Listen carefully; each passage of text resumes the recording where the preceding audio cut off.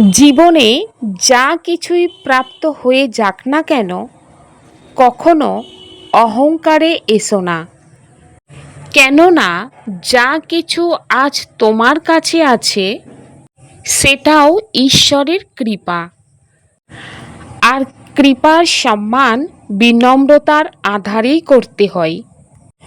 যদি কারোর ভালো করতে না পারো তো কমসে কম কারোর খারাপ কিছু করো না। স্মরণে রাখতে হবে তোমার কর্মই তোমার পরিচয়, আর তোমার বাণী তোমার ব্যক্তিত্ব। কটু শব্দ সম্বন্ধ ভেঙে দেয়, যেখানে মধুর বাণী বন্ধ দরজা খুলে দেয়। এই কারণে বিনম্র রহ, সত্য বলো, আর ভালো কর্ম করতে থাকো। এটাই হচ্ছে জীবনের সবথেকে বড় সাধনা। এই সাধনার জায়গায় পৌঁছানোর জন্য জীবনে সংযম রাখতে হবে, বিচারের মধ্যে শুদ্ধতা রাখতে হবে, কর্মের মধ্যে সততা রাখতে হবে, আর হৃদয়ের মধ্যে করুণা। কঠিন পরিস্থিতি আসলে ধৈর্য রাখো। চলার রাস্তায় বিভ্রান্তি আসলে লক্ষ্য রাখো। দুশ্মন পিছনে পড়লে ঈশ্বরের ওপর ভরসা রাখো। সময় অবশ্যই বদলাবে, কিন্তু নিজের প্রতি বিশ্বাস রাখো। সত্যিকারের সুখ বাইরে থেকে নয়, আন্তরিক শান্তি থেকেই মেলে। ओम शांति। तुम यहाँ आए हो अपने शहीद सारी दुनिया की काया कल्पतरु बनाने। याद से ही काया कल्पतरु होगी। বাবা বলেন, তোমরা বাচ্চারা এখানে এসেছো নিজের সাথে সাথে সমগ্র দুনিয়ার কায়া কল্পতরু বানাতে। তো স্মরণেই কায়া কল্পতরু হবে। नर्कवासी से स्वर्गवासी बनने की विधि कौन सी है? अभी तुम बच्चों को जीवदान मिलता है कैसे? বাবা বলেন, নরকবাসী থেকে স্বর্গবাসী হওয়ার বিধি কি? বাচ্চারা, এখন তোমাদের জীবন দান কিভাবেই প্রাপ্ত হয়? नर्कवासी से स्वर्गवासी बनने के लिए जरूर मरना पड़े। बाबा कहते, मैं आया हूँ तुम सबको मौत देने। तुम्हारी इस देह को खत्म कराए बाकी आत्माओं को ले जाऊंगा। यही सच्चा जीवदान है। इसके लिए ये महाभारत लड़ाई है, जिसमें सबका विनाश होगा। फिर आत्माएं पावन बन वापस घर जाएगी, फिर स्वर्ग में आएगी। বাবা বলেন, নরকবাসী থেকে স্বর্গের বাসিন্দার হওয়ার জন্য অবশ্যই মরতে হবে। বাবা বলেন, আমি এসেছি তোমাদের মৃত্যু দিতে। তোমাদের এই দেহের সমাপ্তি ঘটিয়ে সব আত্মাকে আমার সঙ্গে নিয়ে যাব। এটাই হলো প্রকৃত জীবনদান। সেই জন্য এই মহাভারতের লড়াই, যাতে সবার বিনাশ হবে, তারপরে আত্মারা পবিত্র হয়ে ঘরে ফিরে যাবে, তারপরে স্বর্গে যাবে। বাবা বলেন, সরস্বতীকে বলা হয় জগদম্বা। বাস্তবে তার একটাই নাম হওয়া উচিত। তোমাদের তো একটাই নাম, দু তিনটে তো নয়। এখন তারা জগদম্বাকে সাকারূপে দেখায়, শরীরধারী। জগৎ পিতাও আছেন, যাকে প্রজাপিতা বলা হয়। যেমন সমগ্র জগতের অম্বা আছেন, ঠিক তেমনি সমগ্র জগতের পিতাও আছেন। অবশ্যই উভয়ে এখানেই হবেন। তাদের উভয়ের নামও তোমাদের শোনানো হয়েছে। তারা উভয়ে হলেন প্রজাপিতা আর প্রজামাতা।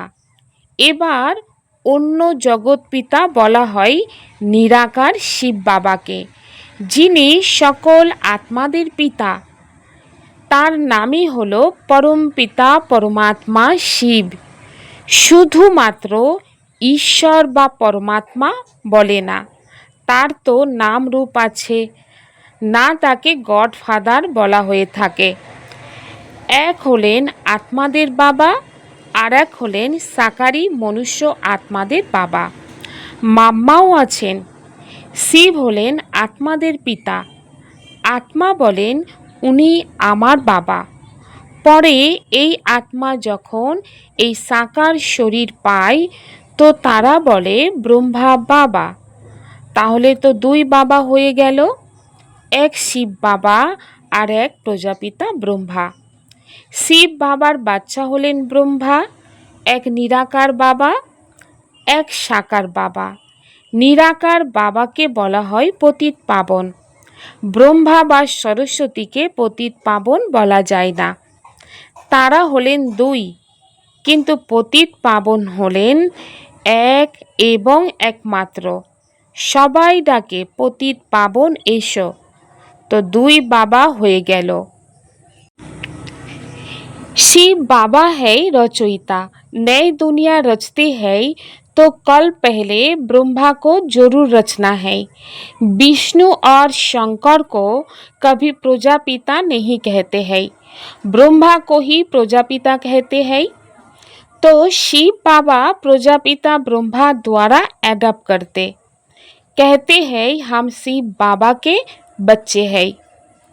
বাবা নূতন দুনিয়া রচনা করেন, সেই জন্য তাকে অবশ্যই ব্রহ্মাকে প্রথমে রচনা করতে হয়।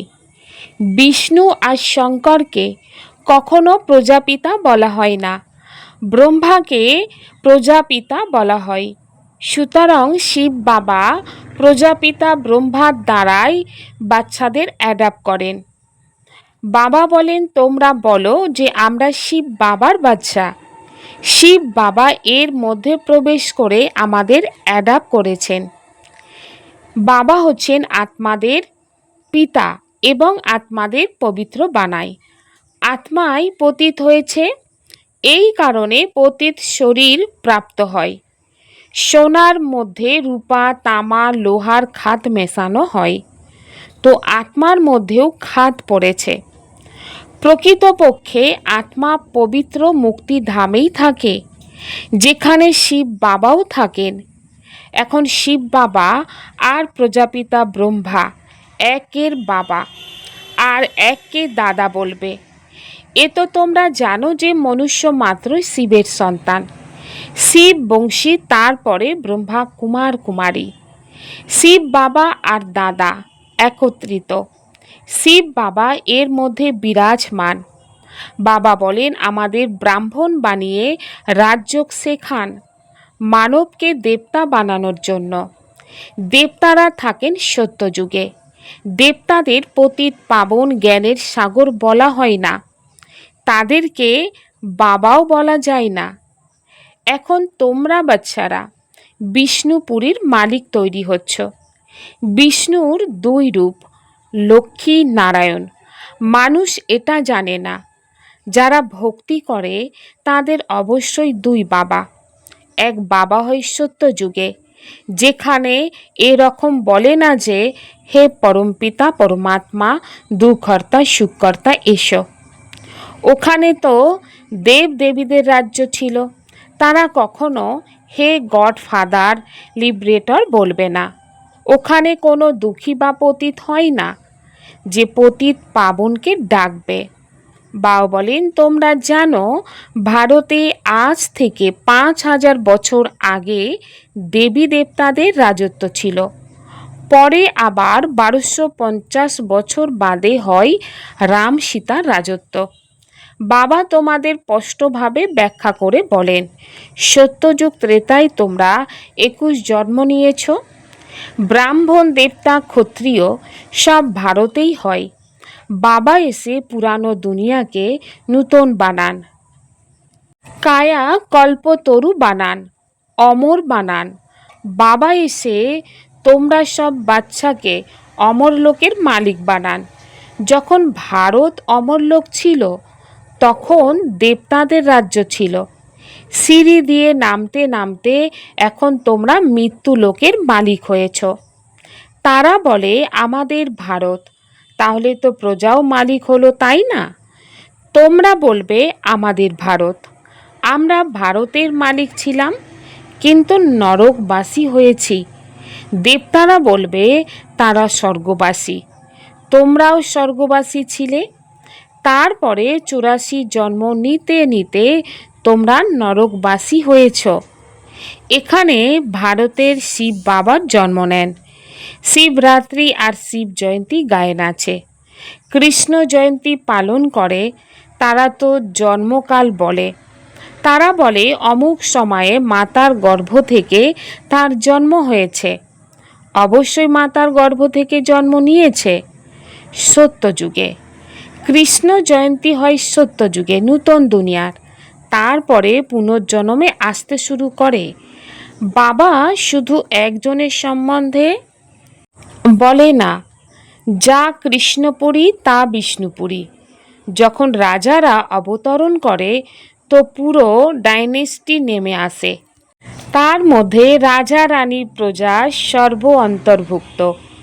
যখন চন্দ্রবংশী রাজত্ব হয় তখন সূর্যবংশী রাজ্য পাস্ট হয়ে গিয়েছে, ট্রান্সফার হয়ে রাজবংশে চন্দ্রবংশীদের প্রাপ্ত হয়, তারপরে वैश्यवंशीদের। अब तुम समझते हो हम ब्राह्मण कुल के हैं चोटी, चोटी के ऊपर है बाप। हम पहले ब्राह्मण थे, फिर शूद्र अथवा पैर बने। पैर से एकदम चोटी बनते, पहले शिव बाबा फिर है चोटी। बाबा ने तुमको ब्राह्मण बनाया, अब तुम शिव बाबा को बाबा बाबा कहते हो। इस हिसाब से पौत्रे पौत्रियाँ हो गए। तुम जानते हो ना कि हम सब ब्रह्मा की संतान हैं, ब्राह्मण। বাবা বলেন, বাচ্চারা এখন তোমরা উপলব্ধি করতে পারো। তো কি উপলব্ধি করতে পারি? যে আমরা কি ছিলাম? ব্রাহ্মণ কুলের। তো চূড়ার ওপরে বাবা। প্রথমে আমরা ব্রাহ্মণ ছিলাম, পরে শূদ্র অথবা চরণ হয়েছি। চরণ থেকে অর্থাৎ পা থেকে একেবারেই চূড়ায় হয়েছি। প্রথমে শিব বাবা, পরে চূড়া। বাবা আমাদের ব্রাহ্মণ বানিয়েছেন। এখন তোমরা শিব বাবাকে বাবা বাবা বলো। এই হিসাবে তোমরা নাতি নাতনি হয়ে গিয়েছ। তোমরা জানো যে তোমরা সবাই ব্রহ্মার সন্তান, ব্রাহ্মণ ব্রাহ্মণী। আমরা সবাই এক বাবার বাচ্চা। ভাই বোনে কখনো ক্রিমিনাল অ্যাসাল্ট করতেই পারে না। কত রাশি রাশি বাচ্চা, সবাই বলে বাবা। সুতরাং এত সবাই কি আদেও মিথ্যা হতে পারে? সবার বাবা তো তিনি নিরাকার শিব আর সাকার প্রজাপিতা ব্রহ্মা। ব্যাস, এক বাবার বাচ্চা হলো ভাই বোন। বা বলেন তোমাদের অবশ্যই পবিত্র হতে হবে। স্ত্রী পুরুষ পবিত্র কিভাবে হবে? সেই জন্য এই যুক্তি ড্রামাতে স্বীকৃতি হয়েছে। এখানে শুধু ব্রহ্মা কুমার কুমারীরাই আছে, কোনো শূদ্র কুমার কুমারী নেই। যারা পতিত শূদ্র তুচ্ছ বুদ্ধি, কারণ বাবাকে তারা জানে না। তারা বলে ও গডফাদার। আচ্ছা, তার অকুপেশন তোমরা জানো? তার নাম রূপ দেশকাল সম্বন্ধে বলো, তার জীবন কাহিনী বলো। যদি তারা না জানে তো তারা নাস্তিক। তারা রচয়িতা আর রচনার আদি মধ্য অন্তকে জানে না। দুনিয়াই হলো পতিত। সত্যযুগ পাবন দুনিয়া, কলিযুগকে পতিত দুনিয়া বলা হয়। এই সময় দুনিয়া সম্পূর্ণ তমপ্রধান। এই অবস্থাকে রৌরব নরক বলা হয়ে থাকে।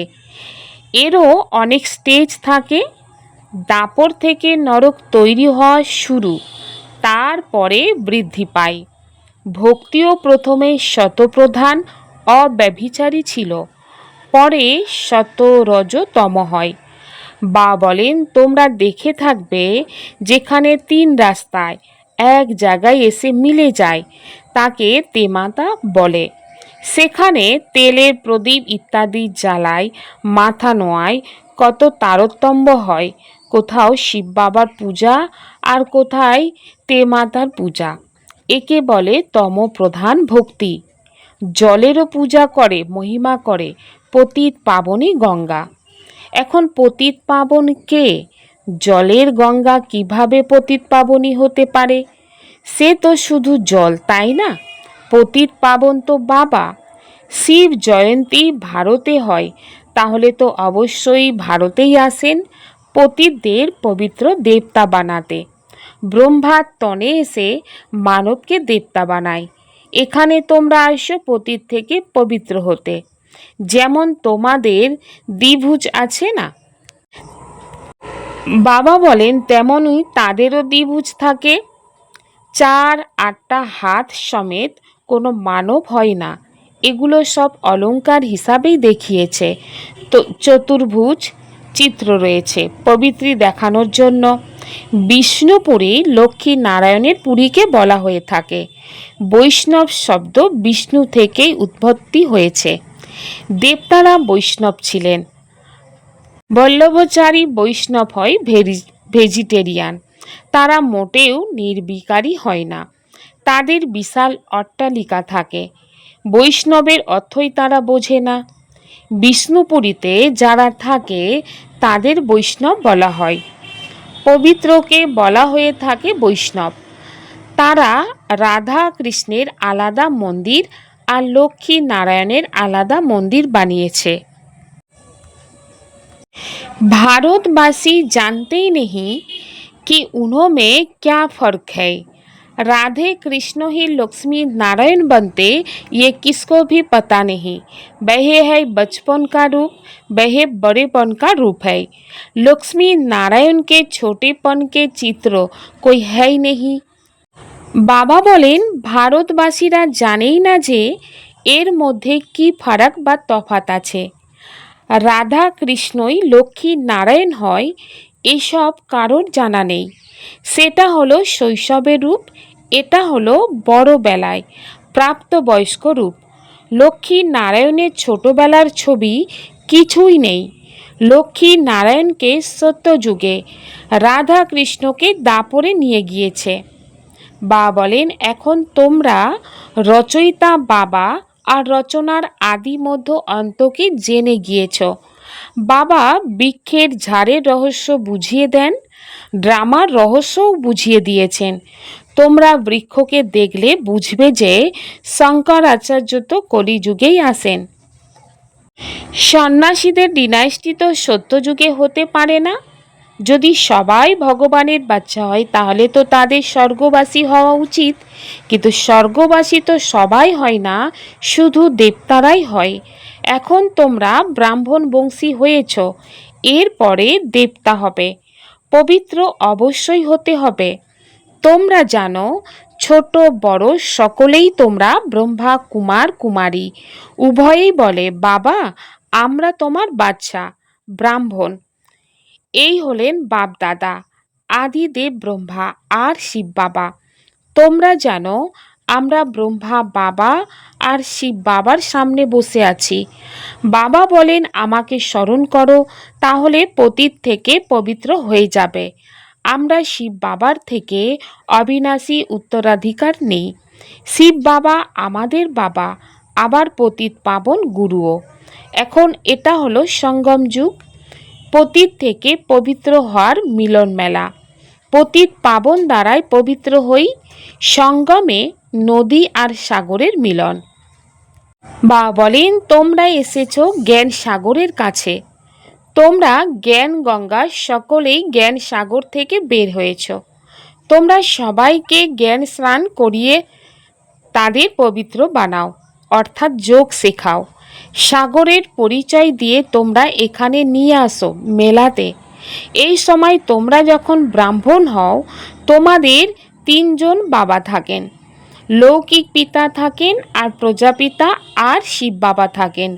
ভক্তি মার্গে 2 পিতা থাকেন। সত্যযুগে 1 পিতা হবে, এটা বোঝার বিষয়। এখন তোমরা আত্মা বলো আমার তো এক শিব বাবা, দ্বিতীয় কেউ নেই।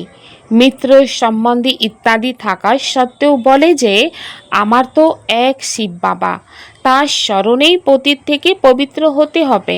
আত্মা জানে যে তিনি আমার বাবা টিচার, আবার সদ্গুরুও তিনি। আমরা সব আত্মাদেরকে বাবা নিতে এসেছেন। ব্রহ্মার তনে প্রবেশ করে পবিত্র বানান। বাবা বলেন তোমাদের ফিরিয়ে নিয়ে যাওয়ার জন্য বাবা এসেছেন। তোমাদের সবাইকে মৃত্যু দিতে এসেছি, অর্থাৎ নরকবাসী থেকে স্বর্গবাসী হওয়ার জন্য তো অবশ্যই মরতে হবে, তাই না? তোমাদের এই দেহের সমাপ্তি ঘটিয়ে তোমাদের নিয়ে যাব। বাবা বলেন তোমাদের জীবন দান দিই। এটা মহাভারত লড়াই। সবার বিনাশ হবে তা নয়, কিভাবে নিয়ে যাব? আত্মাদের পবিত্র বানিয়ে ঘরে নিয়ে যায়। সেটা তো শান্তিধাম। সত্যযুগ আসবে তো কলিযুগ অবশ্যই বিনাশ হবে। সেই জন্য মহাভারত লড়াই প্রসিদ্ধ। এটা সঙ্গম যুগেই হয়। এখন তোমরা মানব থেকে দেবতা হও। ज्ञान सागर में ज्ञान स्नान कर स्वयं को पावन बनाना है। मित्र संबंधियों के साथ रहते बुद्धि में रहे, मेरा तो एक शिव बाबा दूसरा ना कोई।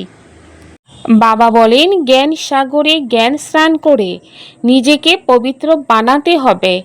আত্মীয় পরিজনদের সাথে থেকেও বুদ্ধিতে যেন থাকে আমার তো এক বাবা, দ্বিতীয় কেউ নেই। विष्णुपुरी में चलने के लिए पक्का वैष्णव अर्थात पवित्र बनना है। नर्क से जीते जी मरकर बुद्धि योग सर्क में लगाना है। বাবা বলেন বিষ্ণুপুরীতে যাওয়ার জন্য প্রকৃত বৈষ্ণব অর্থাৎ পবিত্র হতে হবে। নরকে জীবনে থেকে মৃত হয়ে বুদ্ধিযোগ স্বর্গের সাথে জুড়তে হবে। এক লগন, এক ভরসা, এক রস অবস্থার দ্বারাই সর্বদাই নির্বিঘ্ন থাকার জন্য নিবারণ স্বরূপ হতে হবে। সর্বদাই এক বাবার লগন। বাবার কর্তব্যের লগনে এমন মগন থাকতে হবে যে সংসারের কোনো বস্তু থাকলেও সেটা অনুভবই হবে না। এমন এক লগন, এক ভরসাতে, এক রস অবস্থাতেই থাকতে হবে। বাচ্চাদেরকে সর্বদাই নির্বিঘ্ন হয়ে উন্নতি কলার অনুভব করতে হবে। তারা কারণকে পরিবর্তন করে নিবারণ রূপ বানিয়ে দেবে। কারণকে দেখে দুর্বল হয় না, নিবারণ স্বরূপ হয়ে যায়। प्रशंसा के आधार पर प्रसन्नता अल्पकाल की रहती है। বাবা বলেন প্রশংসার আধারে প্রসন্নতা অল্প সময়ের জন্য থাকে। জ্বালা স্বরূপ স্থিতিতে থেকে শক্তিশালী স্মরণের অনুভব করতে হবে।